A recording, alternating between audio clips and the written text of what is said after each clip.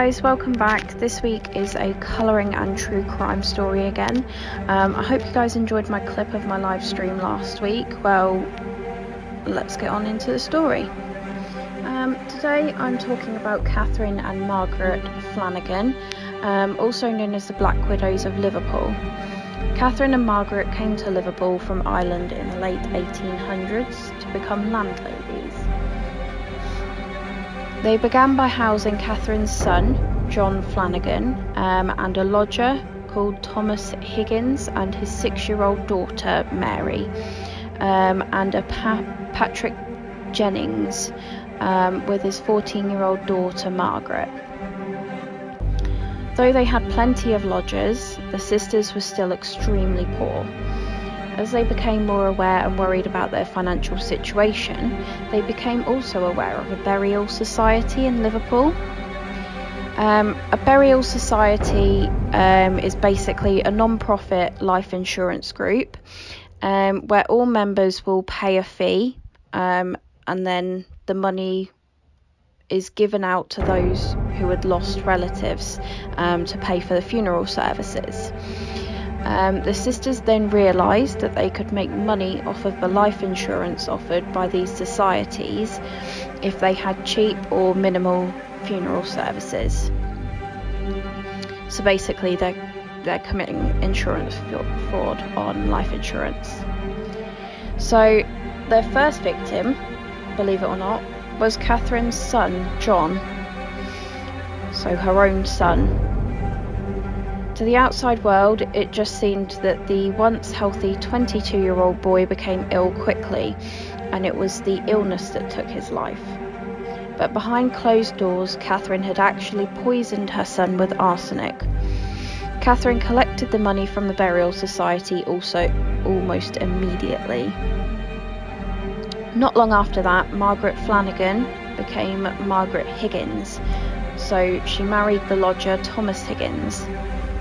Near on a year after the couple married, 8-year-old Mary Higgins took ill and passed away in the same quick manner as Catherine's son 2 years earlier.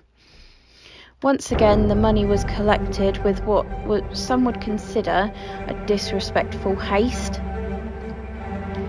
Then, only a couple of months later, another lodger, 16-year-old Margaret Jennings, was dead.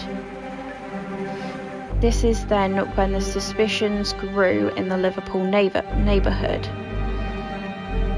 What finally did the sisters in was that of the murder of Thomas Higgins, Margaret's husband. So you can see why they're being called Black Widows of Liverpool. Higgins died after 2 days of sudden illness, although both the sisters and the doctors blamed this on his drinking and attributed to his death. Thomas's brother Patrick was both devastated and shocked to hear of his brother's death. When he heard of the numerous deaths in the house, he took it upon himself to investigate. He then asked the coroner's office to do a full autopsy on his brother's body, and he contacted the police. The police confronted the sisters in a pub in Liverpool, at which point Catherine sprinted out of the door, still in her funeral attire. Margaret was arrested for the murder of her husband. The investigation on Thomas's body found traces of arsenic everywhere. This then led further investigation to be done on the other members of the household that had died in the presence of the sisters. All 3 of the other bodies had traces of arsenic on the bodies as well.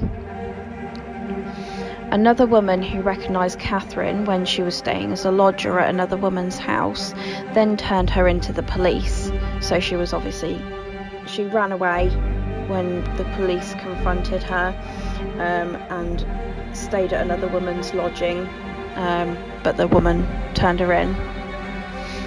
On October 16th, 1883, the sisters were charged for the murders and sentenced to death. On March 3rd, 1884, the sisters were hanged together. So there you have it, another interesting true crime story. I hope you liked this one, it was very interesting indeed. If you like my content, then please like and subscribe, and please let me know in the comments if there is anything new you think I should be doing. Goodbye.